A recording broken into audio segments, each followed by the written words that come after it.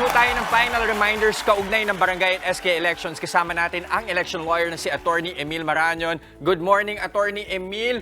Paalala ho sa mga botante natin, bakit mahalaga itong election process natin para sa barangay at Sangguniang Kabataan? Unang-una, alalahanin natin po na yung barangay official natin, sila yung ating first responder tuwing may nangyayaring sakuna o anumang problema sa barangay.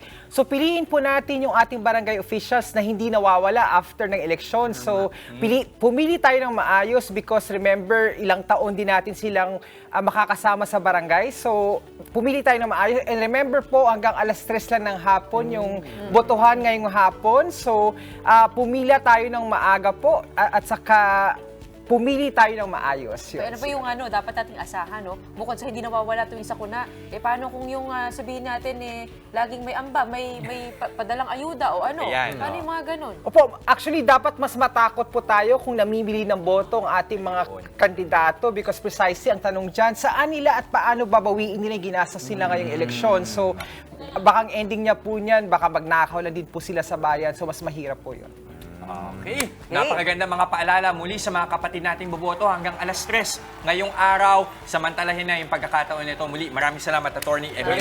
Maraming salamat. Attorney Emil.